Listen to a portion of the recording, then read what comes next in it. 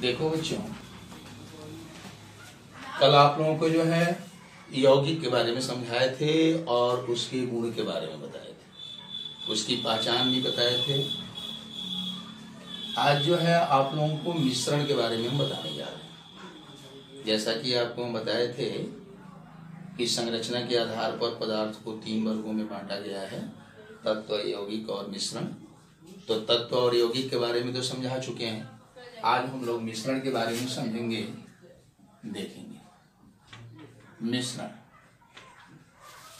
मिश्रण जो है वह पदार्थ है जो दो तत्वों या उससे अधिक दो तत्वों या यौगिकों को परस्पर किसी भी अनुपात में मिलाने से बनता है, उसे ही हम मिश्रण करते हैं। चलिए उसको हम परिभाषित करते हैं। मिश्रण वह पदार्थ है जो दो तत्वों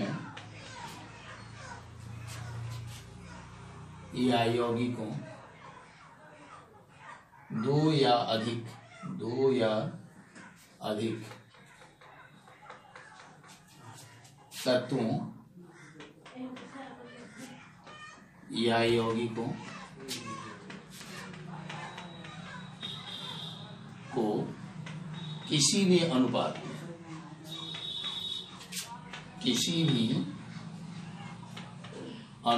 में परस्पर मिलाने से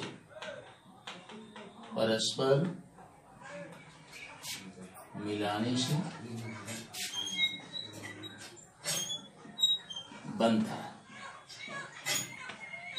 जरा ध्यान देंगे इस परिभाषा पर। मिश्रण वह पदार्थ है, यानी मिश्रण जो बनाते हैं वह भी एक पदार्थ है दो या अधिक तत्वों, यानी मिश्रण जो है दो तत्वों को मिलाने से बनता है या दो से अधिक तत्वों को मिलाने से बनता है। फिर यौगिकों की बात है, यानी दो यौगिकों को मिलाने से बनता है या दो से अधिक यौगिकों को मिलाने से बनता है, किसी भी अनुपात में, यानी इसमें अनुपात निश्चित नहीं होता।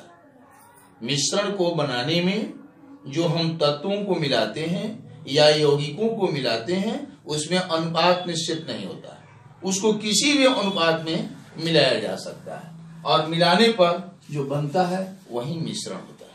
जैसे में मिश्रण के उदाहरण क्या क्या हो सकता है? जल तथा चीनी का विलयन।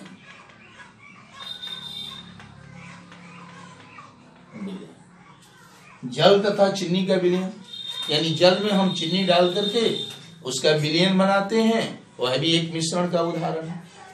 हवा यानी वायु भी एक मिश्रण का उदाहरण है। मिट्टी भी एक मिश्रण का उदाहरण है, इत्यादि। आप देखेंगे जल तथा चीनी, जल भी यौगिक है और चीनी भी यौगिक है, और इन दोनों को किसी भी अनुपात में अगर हम मिलाते हैं तो जो विलयन बनेगा वह मिश्रण होगा। जैसे 1 गिलास जल में हम 4 चम्मच चीनी डाल दें तब भी वह जल और चीनी का विलयन बन जाएगा। 1 गिलास जल में अगर हम 8 चम्मच चीनी डालते हैं तब भी जो है जल और चीनी का यह विलयन बन जाएगा। यानी दोनों स्थिति में जल और चीनी का अनुपात तो एक जैसा नहीं है। एक बार में हम 1 गिलास में 4 चम्मच चीनी मिलाए और दूसरे बार में 1 गिलास पानी में 1 गिलास जल में 8 चम्मच चीनी मिलाए। दोनों ही स्थिति में जो विलयन बनता है वही मिश्रण है।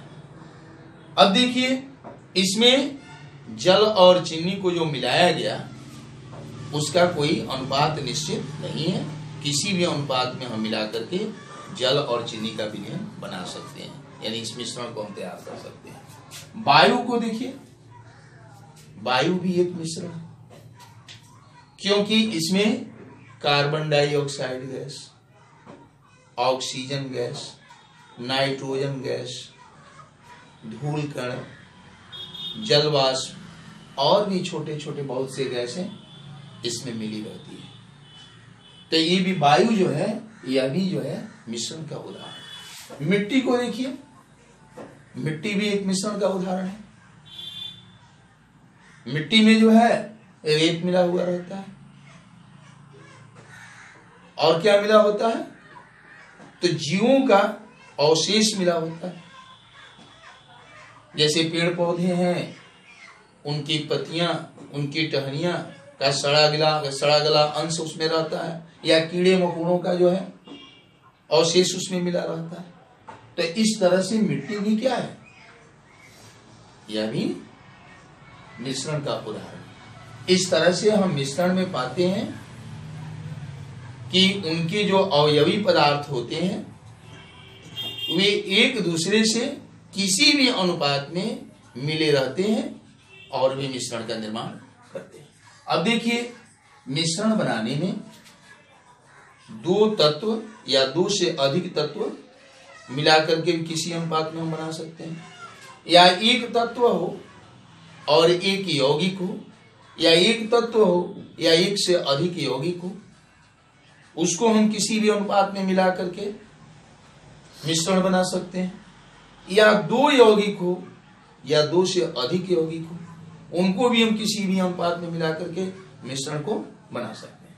अब देखिए, मिश्रण का गुण, मिश्रण का गुण क्या है, मिश्रण की हम पहचान कैसे कर सकते हैं, इसको भी हम बताना चाहते हैं। मिश्रण का गुण, मिश्रण के गुण देखने के पहले मिश्रण की पहचान। जल तथा चीनी का जो विलयन है, इस विलयन को हम कैसे समझेंगे कि यह मिश्रण है, यौगिक नहीं।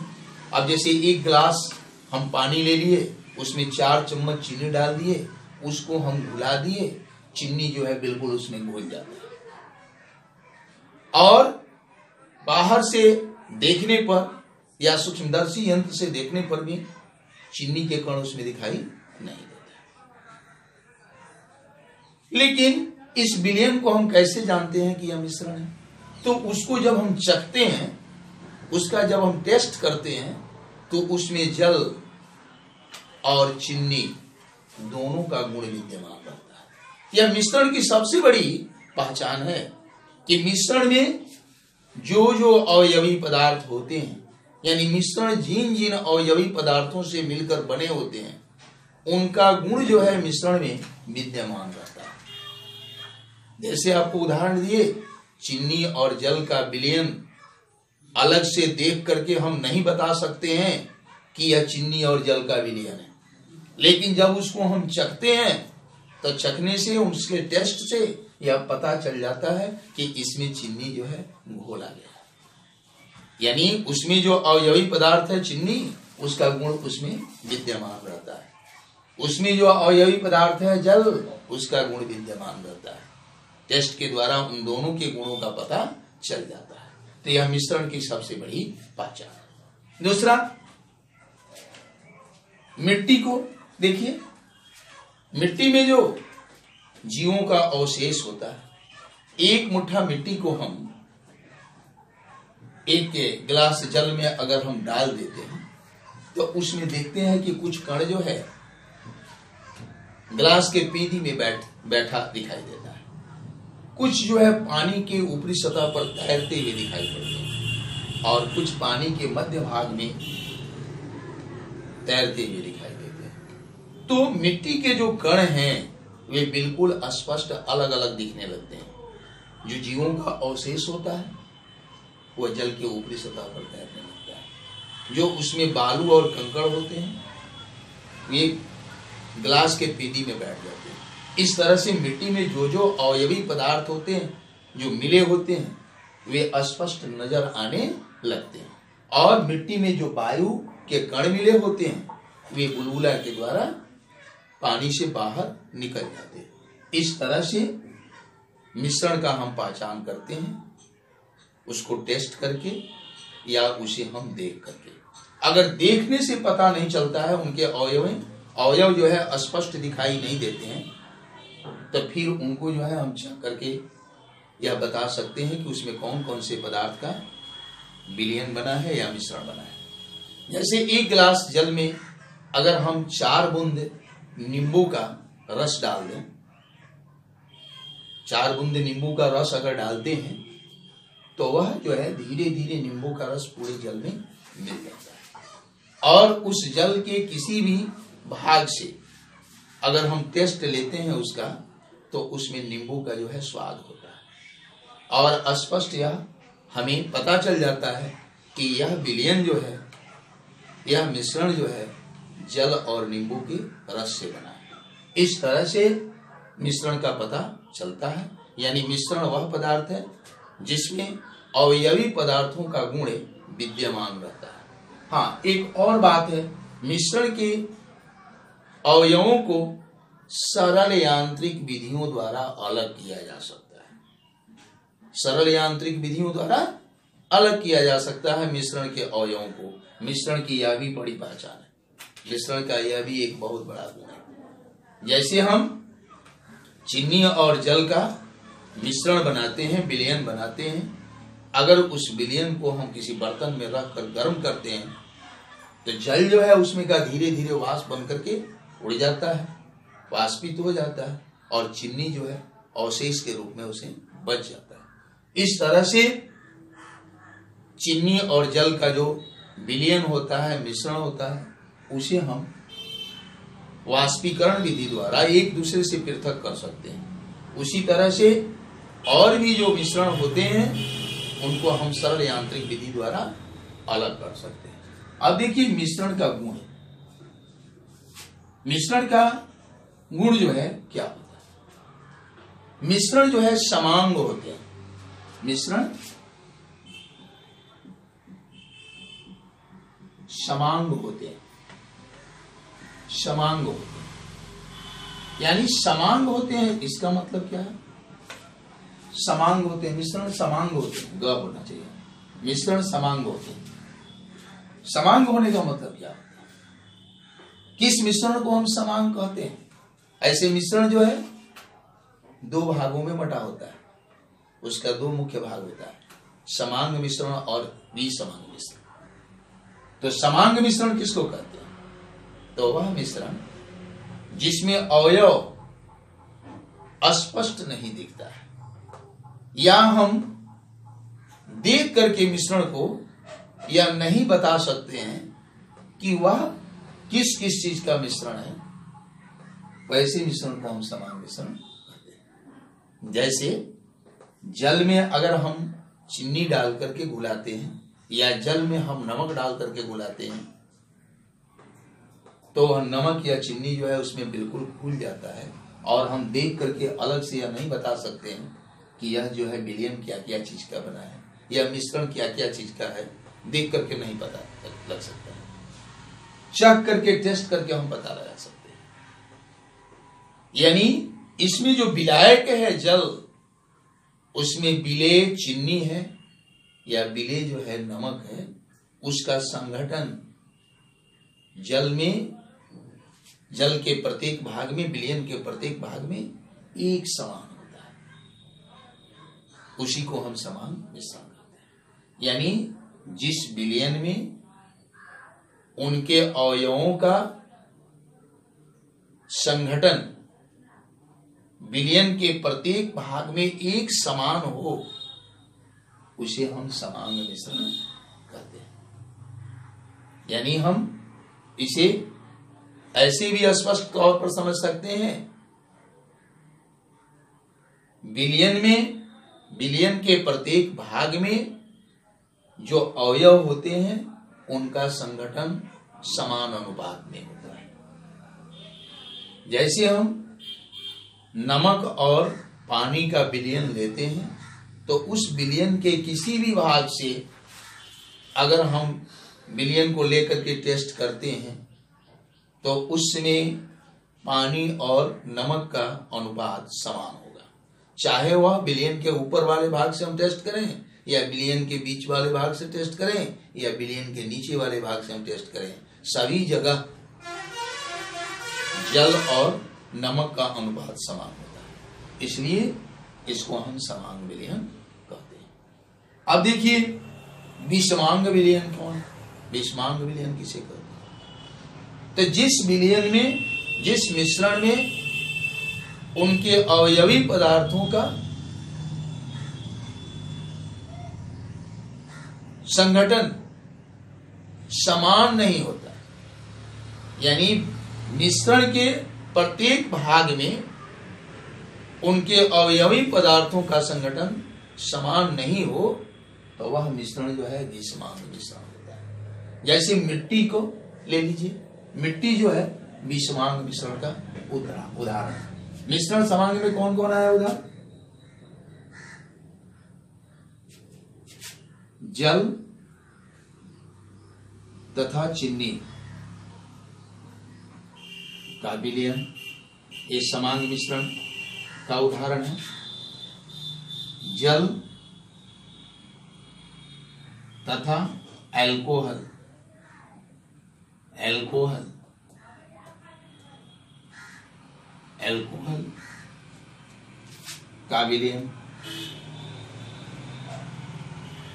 यानी हम जल में एल्कोहल मिला दें तो वह एक दूसरे से बिल्कुल घुल मिल जाते हैं और अलग से देखने पर जल और एल्कोहल के संगठन स्पष्ट दिखते नहीं, यानी इस विलयन के प्रत्येक भाग में जल और एल्कोहल का अनुपात समान होता है, इसलिए जल तथा एल्कोहल का विलयन भी समांग मिश्रण का उदाहरण होता है इत्यादि। अब देखिए दूसरा विषमांग मिश्रण। विषमांग मिश्रण में कौन कौन से आते हैं? तो जैसे अभी आपको हम बताए हैं मिट्टी, मिट्टी जो है विषमांग मिश्रण का उदाहरण है। क्यों? तो मिट्टी को देखने से यह पता चल जाता है कि उसमें कौन कौन से अवयव मिला है, कौन कौन से उसके पदार्थों के मिलने से यह मिट्टी का निर्माण हुआ है, यह देखने से स्पष्ट हो जाता है। दूसरी चीज कि मिट्टी के प्रत्येक भाग में जो जीवांश होते हैं, बालू के जो कण होते हैं, रेत होते हैं, उनका अनुपात एक समान नहीं होता है, उनका अनुपात एक समान नहीं होता है। कहीं जो है मिट्टी में हम देखते हैं कि रेत का मात्रा अधिक है, तो कहीं मिट्टी में जो है जीवों का अंश की मात्रा अधिक है। इस तरह से मिट्टी में, मिट्टी के प्रत्येक भाग में जीवाश्म और रेत का अनुपात एक समान नहीं होता है, इसलिए मिट्टी जो है विषमांग मिश्रण का उदाहरण है। मिट्टी जो है विषमांग मिश्रण का उदाहरण। इसके साथ जल तथा मिट्टी का तेल, मिट्टी का तेल का मिश्रण, ये भी जो है विषमांग मिश्रण का उदाहरण है। क्योंकि जल तथा मिट्टी को, मिट्टी का तेल तथा जल को जब हम मिलाते हैं तो ये दोनों का जो लेयर है, परत है, वो स्पष्ट अलग अलग दिखता है।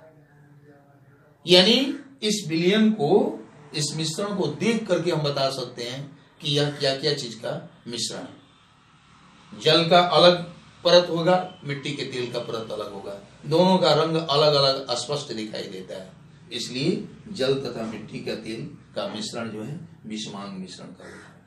अब तो आप समझ गए होंगे कि विषमांग मिश्रण और समांग मिश्रण क्या है। इसके पहले आपको पढ़ाए भी थे समांग मिश्रण और विषमांग मिश्रण, उसमें भी होगा, लेकिन अभी आपको हम बता दिए हैं कि थोड़ा सा और स्पष्ट हो जाए। और जो है मिश्रण के क्या क्या गुण होते हैं, तो मिश्रण के अवयवों को हम सरल यांत्रिक विधियों द्वारा अलग कर सकते हैं। मिश्रण के अवयवों को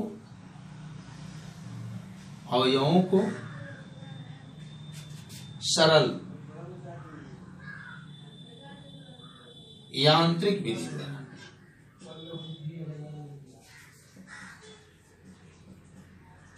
विधियों द्वारा।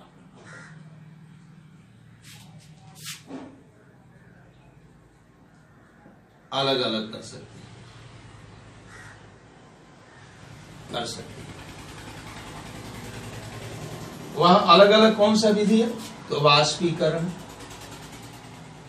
वाष्पीकरण द्वारा, वाष्पीकरण द्वारा हम अलग अलग कर सकते हैं। चुंबकीकरण द्वारा,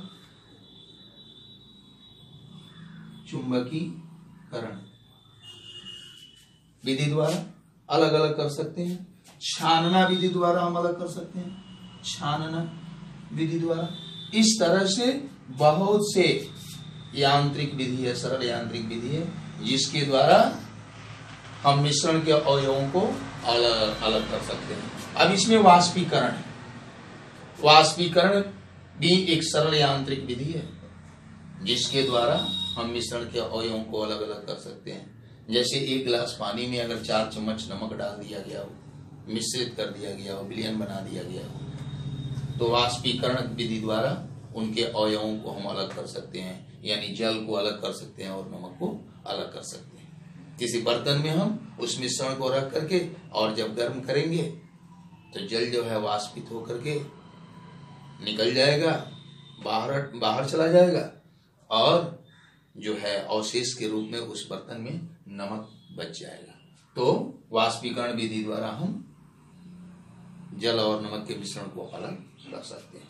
चुंबकीकरण द्वारा किस तरह के मिश्रण को हम अलग कर सकते हैं? तो वैसा मिश्रण, वैसे दो पदार्थों का मिश्रण जिसमें एक जो है चुंबकीय पदार्थ हो, एक चुंबकीय पदार्थ हो।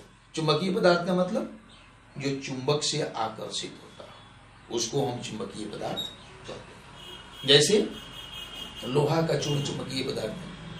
लोहा का चूर्ण हो और नमक हो, दोनों एक दूसरे में मिला हो, तो इस मिश्रण से जो उनके अवयवी पदार्थ हैं उसको हम चुंबकीकरण विधि द्वारा अलग कर सकते हैं। लकड़ी का बुरादा हो और लोहे का चूर्ण हो, ये दोनों को मिला दिया गया हो, तो यह भी एक मिश्रण बनता है। उस मिश्रण से हम लोहे के चूर्ण को हम चुंबकीकरण विधि द्वारा अलग कर सकते हैं। यानी लोहे के चूर्ण और लकड़ी का जो चूर्ण मिल गया है एक में, उसको एक पेपर पर हम अलग अलग फैला देंगे। फैला करके उसके पास से, उसके नजदीक से एक चुंबक को हम जो है गुजारेंगे, उसके निकट में एक चुंबक को हम घुमाएंगे। उस चुंबक से जितने लोहे के चूर्ण होंगे वो आकर्षित होकर के चुंबक में सट जाते हैं, और जो लकड़ी का चूर्ण है वह पेपर पर जैसे कि तैसे पड़ा रह जाता है। इस तरह से हम लकड़ी के चूर्ण और लोहे के चूर्ण को चुंबकीकरण विधि द्वारा एक दूसरे से हम अलग कर सकते हैं। छानना विधि द्वारा जो है मिश्रण के अवयवों को हम अलग अलग कर सकते हैं, छानना विधि द्वारा। जैसे मिट्टी के कण अगर जल में घुला हुआ है, मिला हुआ है, तो हम छानना विधि द्वारा उनके कणों को अलग कर सकते हैं। कपड़ा से हम छान करके अलग कर सकते हैं। कपड़ा को हम, सूती कपड़ा को 2 परत ले लेंगे और उसमें जो है जल और मिट्टी के मिश्रण को हम गिराते हैं। जल जो है छन करके दूसरे बर्तन में एकत्रित हो जाता है और मिट्टी के जो अवशेष होता है वह जो है कपड़े पर बच जाता है। या चाय को आप छानते हुए अपने मम्मी को देखे होंगे, चाय पत्ती जो है चाय से कैसे छनकर अलग हो जाता है। इस तरह से हम मिश्रण को छानना विधि द्वारा भी एक दूसरे से अलग कर सकते हैं। इस तरह से तीसरा गुण हमें क्या प्राप्त हुआ? मिश्रण के अवयवों को सरल यांत्रिक विधियों द्वारा अलग अलग कर सकते हैं। जैसे वाष्पीकरण है, चुंबकीकरण है, छानना है, छांटना है। एक छांटना होता है, छांटना हाथों से छांटना, यानी जैसे आप देखते होंगे घर पर जब चावल आता है तो आपकी मम्मी खाना बनाने के पहले उसको चुनती है। यानी चावल में जहां तहां कंकड़ मिले होते हैं, तो वह चावल और कंकड़ का मिश्रण होता है। खाना बनाने के पहले आपकी मम्मी क्या करती है, उस चावल से हाथ से जो है कंकड़ को बीन करके और उसे अलग करती है। तो यह भी एक सरल यांत्रिक विधि है जिसके द्वारा चावल से हम कंकड़ को अलग करते हैं। इस तरह से जो है मिश्रण का ये तीसरा सबसे बड़ा गुण है कि उनको सरल यांत्रिक विधि द्वारा उनके अवयवों को एक दूसरे से हम अलग करते हैं। चलिए हम आगे देखते हैं। देखेंगे चौथा गुण, देखेंगे मिश्रण के बनने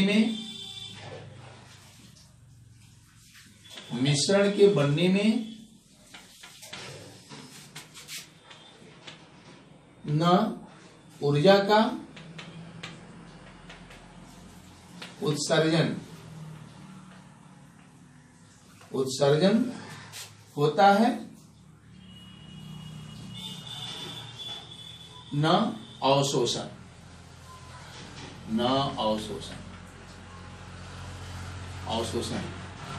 यानी मिश्रण जब बनता है तो उसमें ऊर्जा का ना उत्सर्जन होता है और न उसका अवशोषण, यानी न उससे ऊर्जा उत्पन्न होता है और न उसमें ऊर्जा का ह्रास होता है, न ऊर्जा को अवशोषण किया जाता है।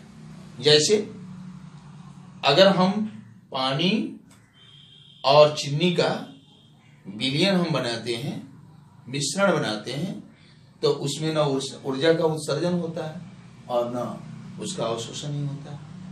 उसी तरह से हम लकड़ी के चूर्ण में अगर लोहे के चूर्ण को हम मिला देते हैं तो हम क्या पाते हैं, उसके ऊर्जा में कोई परिवर्तन नहीं होता है, न उसका ऊर्जा बढ़ता है न उसका ऊर्जा घटता है, न यानी न ऊर्जा का उत्सर्जन होता है न ऊर्जा का उसमें अवशोषण होता है। उसका ताप जो है पहले से जो होता है वही ज्यों का त्यों बना होता है। इस तरह से मिश्रण के बनने में न ऊर्जा का उत्सर्जन होता है न अवशोषण। जैसे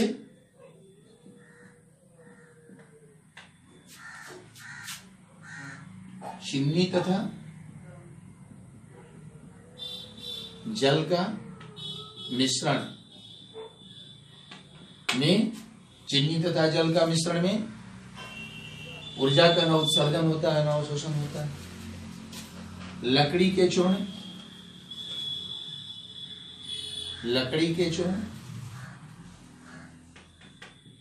तथा लोहे का चूर्ण का मिश्रण मिलाने में जो है, लोहे के चूर्ण को और लकड़ी के चूर्ण को अगर एक में मिलाते हैं तो जो मिश्रण बनता है उसका जो है ताप नियत होता है, उसमें जो है न ऊर्जा का उत्सर्जन होता है न ऊर्जा का अवशोषण होता है। इस तरह से हम जितने मिश्रण बनाते हैं उनका ताप नियत होता है, उसमें किसी तरह के ताप में परिवर्तन नहीं होता है। अब पांचवा गुण देखेंगे, मिश्रण का क्वथनांक और द्रवणांक नियत नहीं होता, यानी निश्चित नहीं होता। मिश्रण का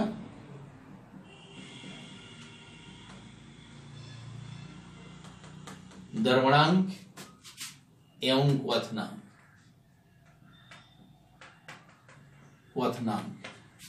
निश्चित नहीं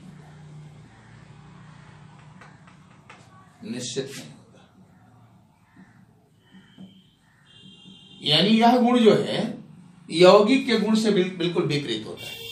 आपको हम बताए थे कि यौगिक का द्रवणांक एवं क्वथनांक निश्चित होता है, लेकिन मिश्रण का द्रवणांक एवं क्वथनांक निश्चित नहीं होता। यानी मिश्रण को हम गर्म करते हैं तो वह उबलता है तो उसका ताप निश्चित नहीं होता है। जैसे शुद्ध जल एक यौगिक है, अगर शुद्ध जल को हम गर्म करते हैं तो वह 100 डिग्री सेल्सियस यानी एक निश्चित ताप पर ही उबलता है। लेकिन जल में हम कुछ मिला देते हैं, नमक ही मिला देते हैं या चीनी ही मिला देते हैं, तो वह जल जो है शुद्ध नहीं रह जाता, वह मिश्रण बन जाता है। और तब उसको हम गर्म करते हैं तो उसका क्वथनांक जो है 100 डिग्री सेल्सियस नहीं होता है, वह निश्चित ताप जो होता है, जल का जो निश्चित क्वथनांक होता है, उस पर वह नहीं उबलता है। इस तरह से मिश्रण का द्रवणांक एवं क्वथनांक दोनों निश्चित नहीं होते हैं, यानी अनिश्चित होते हैं। इसके बाद आप कल देखेंगे हम लोग। इसी के साथ धन्यवाद।